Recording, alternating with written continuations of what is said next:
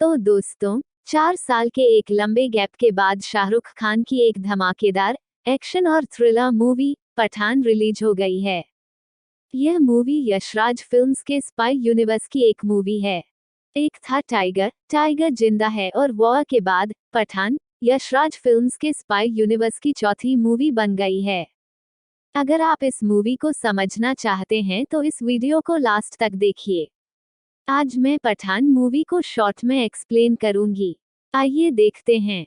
इस फिल्म की कहानी स्टार्ट होती है सन 2019 से, जब इंडियन गवर्नमेंट ने जम्मू कश्मीर से आर्टिकल 370 हटा दिया। इस न्यूज से पूरे पाकिस्तान में खलबली मच जाती है, पर इसका सबसे ज्यादा असर पाकिस्तानी मिलिट्री के एक जनरल कादिर पर पड़ता है। इस समय जनरल कादिर को दिमाग का कैंसर हुआ है और उसके पास ज्यादा समय भी नहीं है, पर वो मरने से पहले भारत से आर्टिकल 370 हटाने का बदला लेना चाहता है। इसलिए वो इस काम के लिए एक टेररिस्ट ऑर्गेनाइजेशन से हाथ मिलाता है, जिसका नाम आउटफिट एक्स है। इस ऑर्गेनाइजेशन का लीडर जिम नाम का एक आदमी है। इस बीच पठान, जो कि एक रॉ एजेंट है, अपनी एक वरिष्ठ अधिकारी नंदिनी के साथ मिलकर joint operation and covert research नामक एक यूनिट खोलता है, जिसमें ऐसे एजेंटों की भर्ती की जाती है जो अतीत में आघात और चोट की वजह से सेवानिवृत्त हुए थे, लेकिन अभी भी देश की सेवा करने का जुनून रखते हैं। रॉ के joint secretary colonel Sunil Luthra की स्वीकृति के साथ पठान और उनकी टीम एक वैज्ञानिक सम्मेलन में भारत के राष्ट्रपति पर हमला करने की आउटफिट एक्स की योजना को रोकने के लिए दुबई जाते हैं।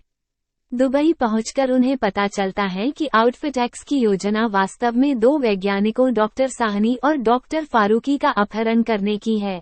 जिम वैज्ञानिकों के काफिले पर हमला करता है और पठान उसे रोकने की कोशिश करता है।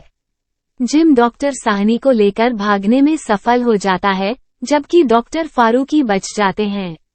मुख्यालय में लूथरा ने खुलासा किया कि जिम एक पूर्व रॉ एजेंट था, जिसे सालों पहले मृत घोषित कर दिया गया था, लेकिन वास्तव में उसने अपनी मौत का नाटक किया था।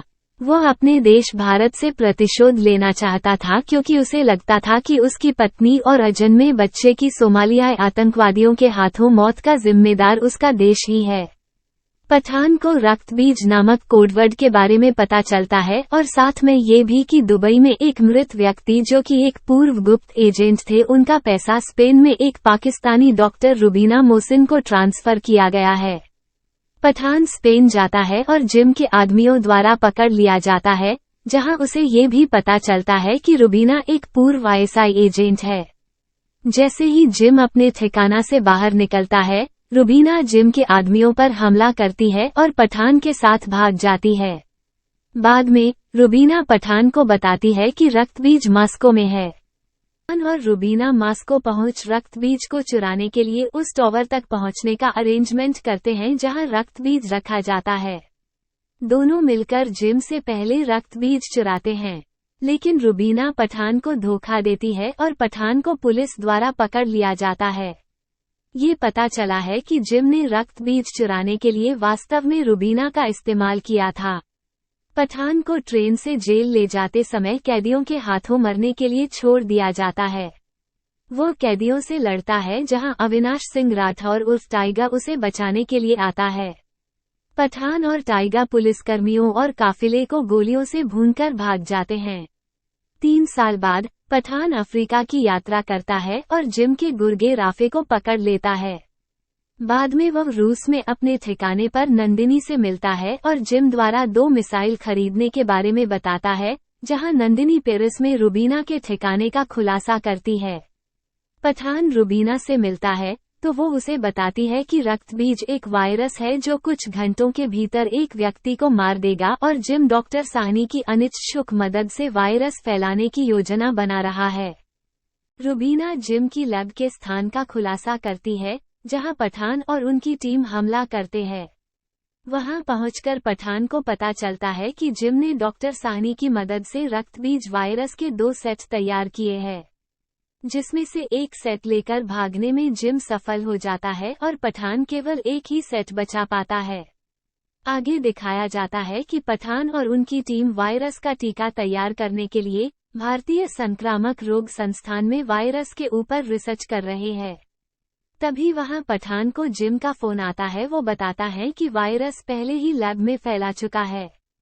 संक्रमित वैज्ञानिक नंदिनी के साथ लैब में मर जाते हैं, जिससे पठान जिम को पकड़ने के लिए दृढ़ संकल्पित हो जाता है। वायरस के प्रसार को रोकने के लिए प्रयोगशाला विस्फोट में नष्ट हो जाती है। जिम 24 घंटे के भीतर भारतीय सैनिकों को कश्मीर से बाहर निकालने का अल्टीमेटम देता है। पठान मिसाइल के स्थान के बारे में राफे से पूछताछ करता है और उसे पता चलता है कि मिसाइल अफगानिस्तान में स्थित है। जिम के सैनिकों को एक जाल में फंसाकर पठान, रुबीना और उनकी टीम जिम के अड्डे पर हमला करती है, जहां वायरस को सक्रिय करने से पहले रुबीना द्वारा कादिर को मार दिया जाता है। पठान जेटपैक के साथ जिम का पीछा करता है और वे एक केबिन में दुर्घटनाग्रस्त हो जाते हैं। इस बीच रुबीना को पता चलता है कि रक्तबीज मिसाइल में नहीं है, बल्कि दिल्ली की ओर जाने वाले एक यात्री से भरे हवाई जहाज में है। वो पठान को इसके बारे में सूचित करती है। पठान को पता चलता है कि जिम के पास रक्तबीज वायरस का डेटोनेटर है। लूथरा विमान को दिल्ली में उतरने से रोकने के लिए हवाई यातायात नियंत्रण को फोन करता है।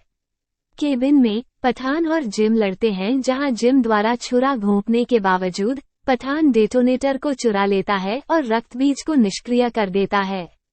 इस प्रकार पठान यात्रियों को बचा लेता है और जिम की चट्टान से गिरकर मौत हो जाती है। इसके बाद पठान को JOCR का प्रमुख बना दिया जाता है, जबकि नंदिनी को उनकी बहादुरी के लिए मरणोपरांत सम्मानित किया गया।